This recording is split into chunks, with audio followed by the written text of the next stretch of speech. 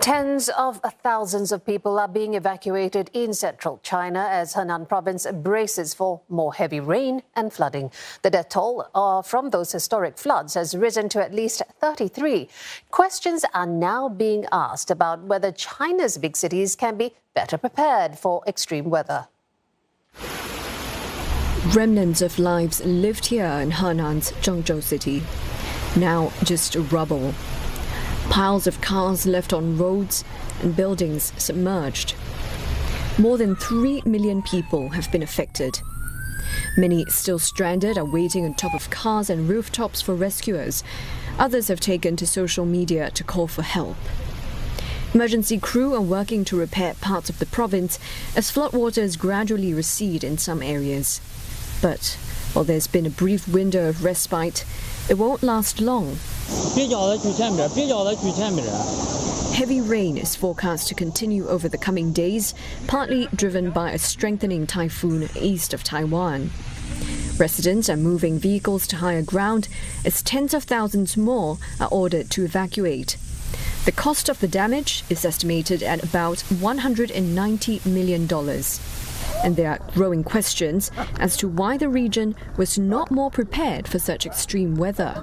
And most of our metropolitan governance, they are not ready. We notice there's a huge gap within the procedure for handling such an emergency response.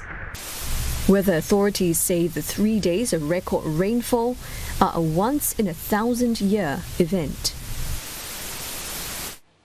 Our correspondent Olivia Seong left Beijing at 5 o'clock this morning to try to get to Zhengzhou, the provincial capital of Henan. Now, under normal circumstances, it's a journey that should take just about 7 hours by car and over 2.5 hours by high-speed rail.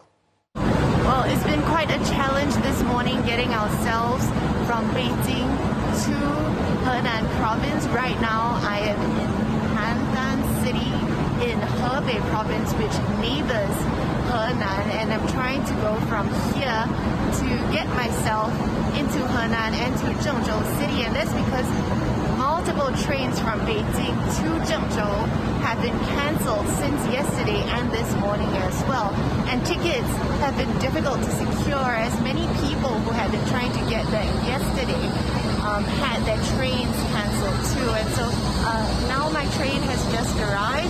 We're going to see if we make it to Zhengzhou on this train. Olivia did tell us she managed to board a second train bound for cities in Henan. But after more than 13 hours, she's still 150 kilometers away from Zhengzhou. Now, we may be on a high-speed rail, but sometimes it feels emotionally like we're on a roller coaster. There is a collective sigh of relief when the train starts moving again, but then there's disappointment when it unexpectedly has to stop. But looking out the window, and it's just absolutely clear the impact and flooding that's taking place due to the heavy rain in the region. And perhaps what's weighing the most on people's minds is what awaits them when they get home and finally reach their destination. Let's cross to Lo Min joining us live from Beijing. Min, there are questions being asked about why the cities in Henan were not better prepared for this disaster.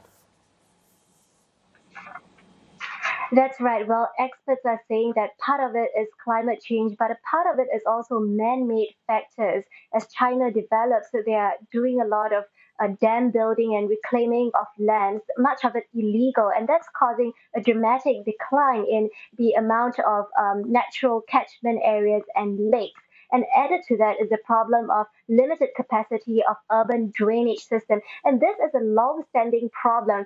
As far back as 10 years ago, when Beijing experienced a major flood, that was already a concern. And so the state-linked tabloid Global Times have asked for more to be done to improve drainage systems and for a consistent disaster preparedness plan to be implemented across China. And I think the government is paying attention now, because yesterday Premier Li Keqiang said this at his state council meeting that he chaired. He said that China needs to do more to step up meteorological monitoring and early warning systems. He also said that as the summer flood season continues, key region will receive manpower and supplies for flood relief. And he made a special mention of small, dangerous reservoirs, which he says must have better patrols so that early warnings could be made for potential breaches. And I think we've seen from yesterday that the most serious loss of lives